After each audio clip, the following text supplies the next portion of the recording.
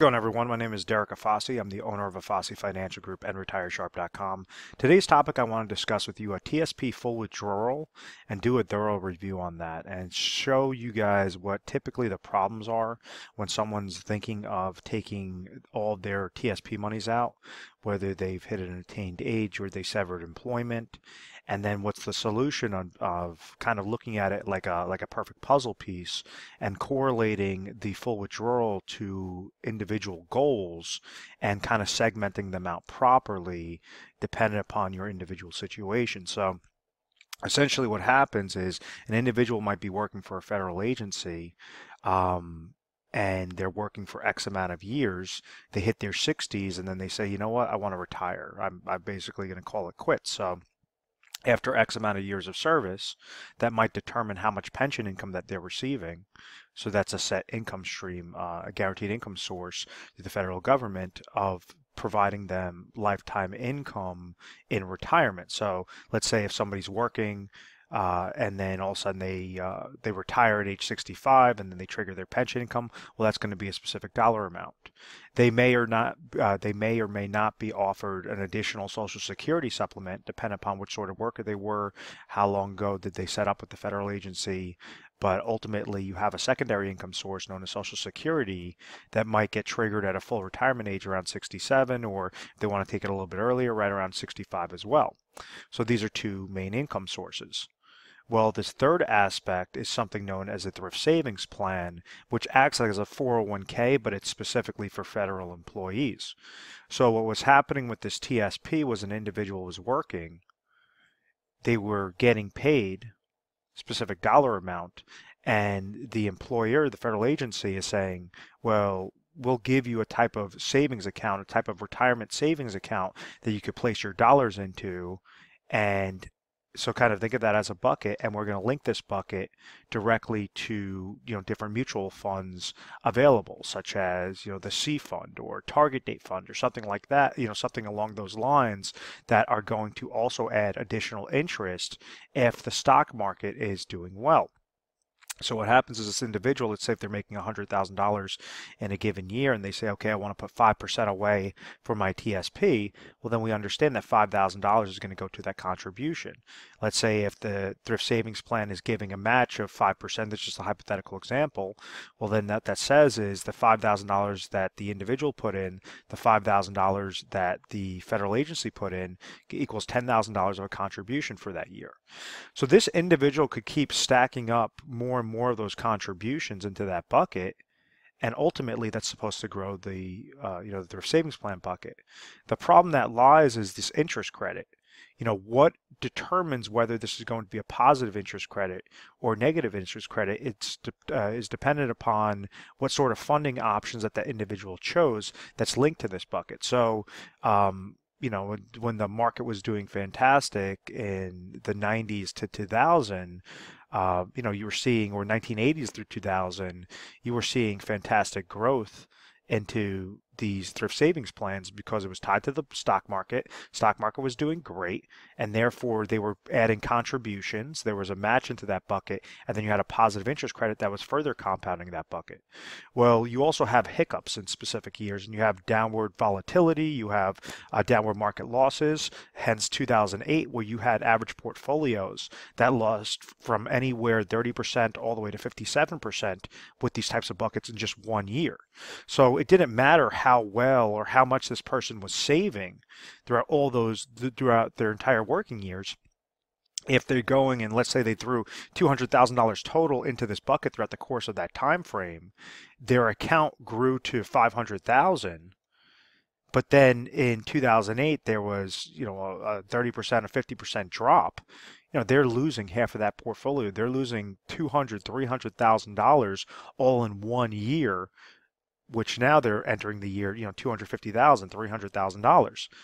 That's a large impact. That's equivalent to some houses that individual just lost, and they had nothing to show for it, is because this interest credit was tied to a risky aspect. It was tied to something that did not have a specific floor behind it, did not have a specific safety net if the market went down. So they're saying, oh, well, the market's going to always do great. The market's always going up. It's going up. Yes, but when you're trying to plan for retirement, you want to do everything possible to make sure that you're eliminating that downward market loss so that you do not fall victim to those baby boomers that got affected in 2008 when they said, "Oh, I'm going to be retiring soon," and then ultimately the stock market destroyed their dreams as that additional retirement supplement, as this additional bucket.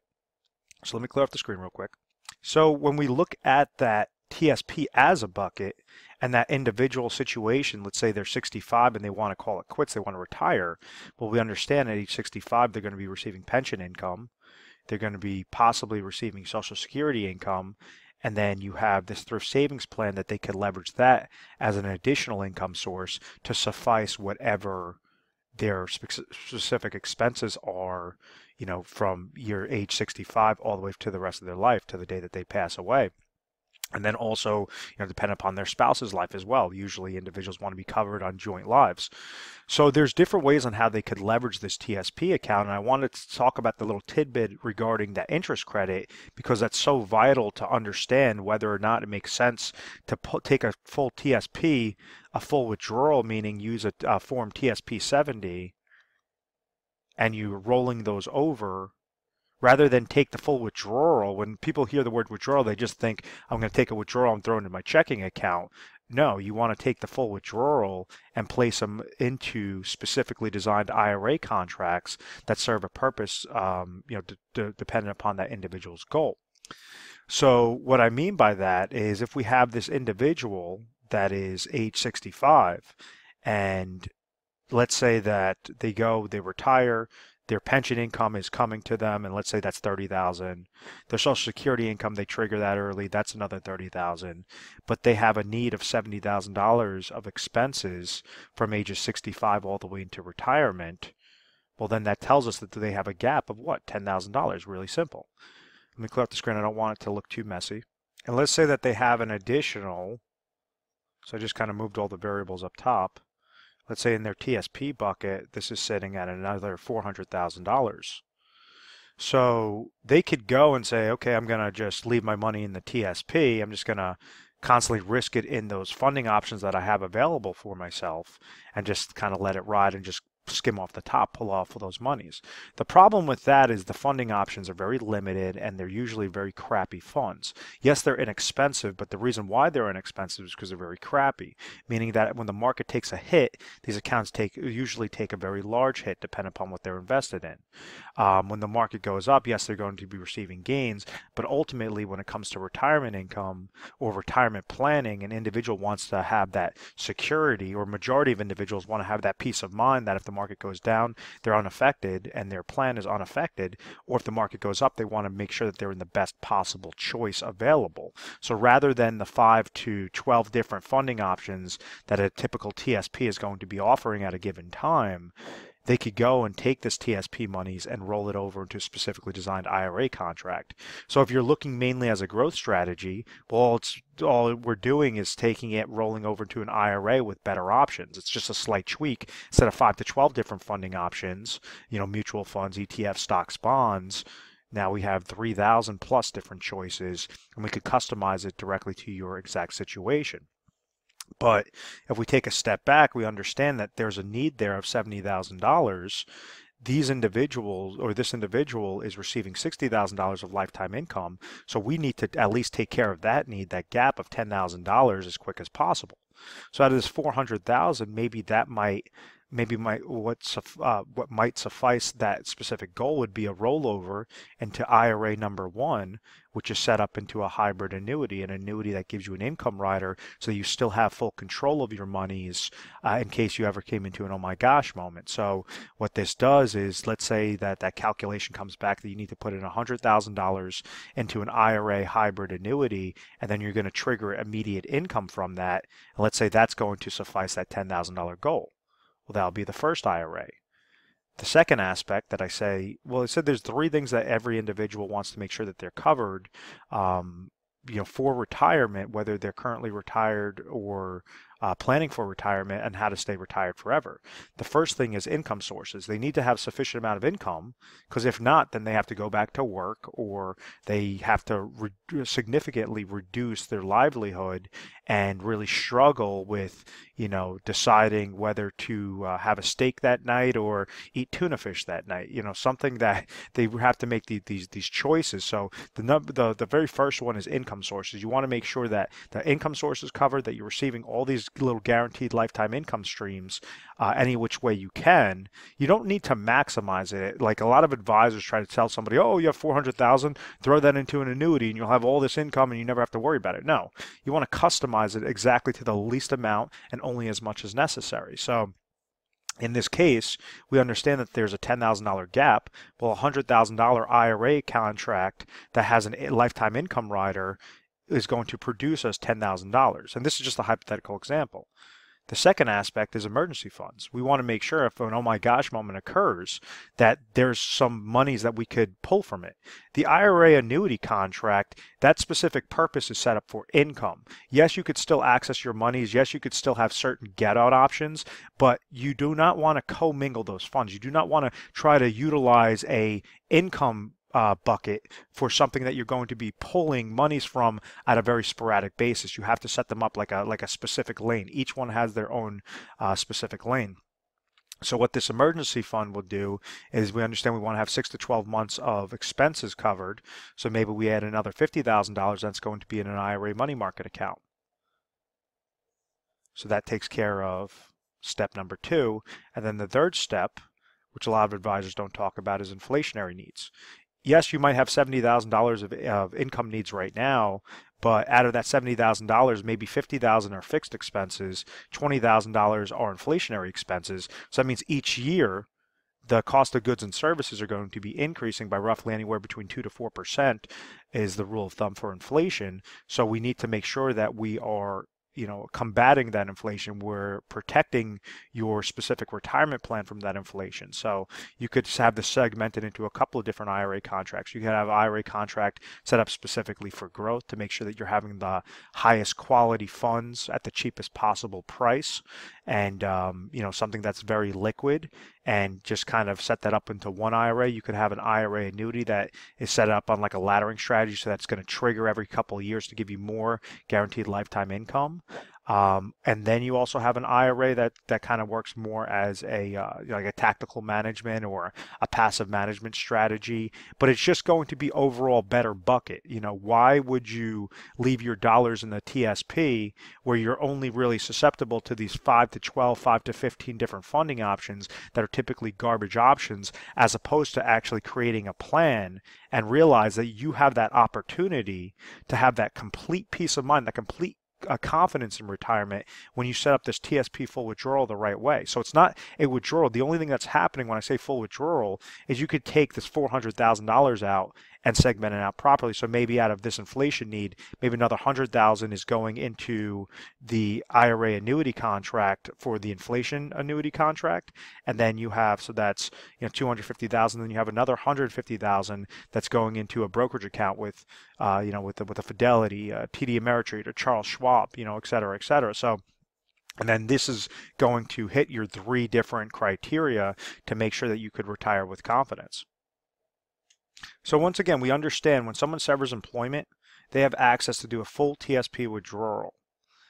The problems that lie with this is individuals think, first off, that they could just take that money and throw it into their checking account. And the problem with that is you're going to get fully taxed on those monies. And the other problem is they don't have a specific strategy. They just say, oh, I have this bucket of money, 400,000 looks good, or $100,000 looks really nice, and I'll just kind of worry about it as it comes. I'll just kind of skim off the top. And what they do is they leave their money susceptible to fees. They leave their money susceptible to downward market losses. They leave their money susceptible to inflation risk. And they leave their money susceptible to outliving their money, so pulling out too much money too quick, and not having a specific plan in place to give them those income sources properly. So it's kind of a quadruple negative that's going against those counts. So if you think about the TSP as a type of bucket, it's as if you're puncturing a bunch of holes in the bottom of this bucket, and you don't have any sort of safety nets, you don't have any sort of real plan set up. So the solution is to make sure that you're setting up a plan. Typically I guide individuals and I say, make sure your income sources are covered, make sure your emergency funds are covered, make sure your inflationary protection is covered, so that you have as much fund money, as much money left on the sidelines as possible, so that if you want to go and there's a good year, you have some good growth into your account, excellent. You go and take that extra trip to Europe. You go and, you go golfing every day. You have your own golf fund, your own fishing fund, whatever that case may be. But that's ideally retirement, something that you don't have to go to work, but you understand that the income is still coming to you, and you don't have to stress out, watching MSNBC saying, oh my God, what's going on with my money? What's going on with the market?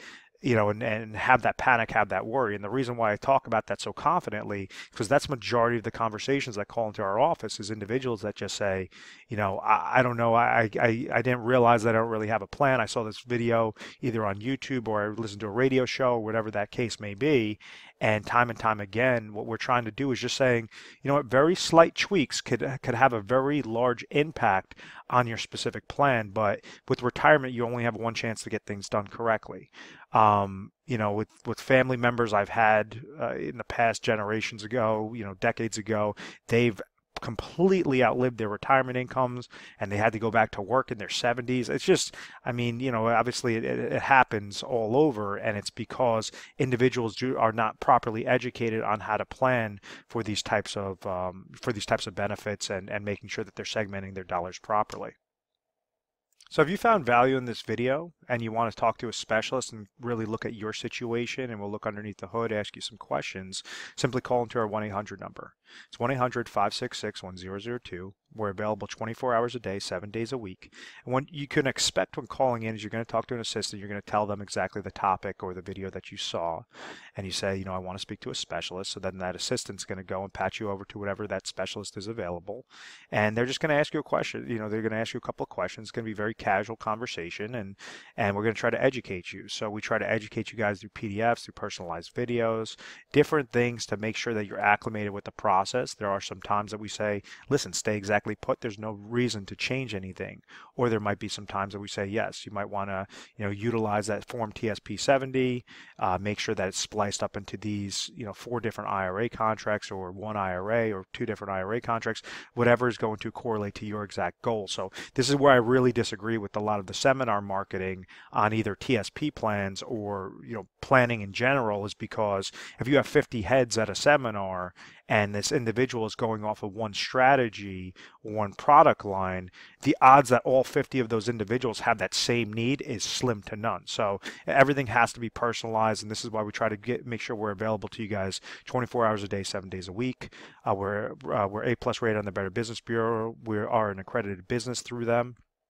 And, feel free to give us a call. Once again, I want to thank you very much for watching this video. Feel free to subscribe to my YouTube channel, Retire Sharp, so you can have access to the most updated videos. Thanks so much, guys.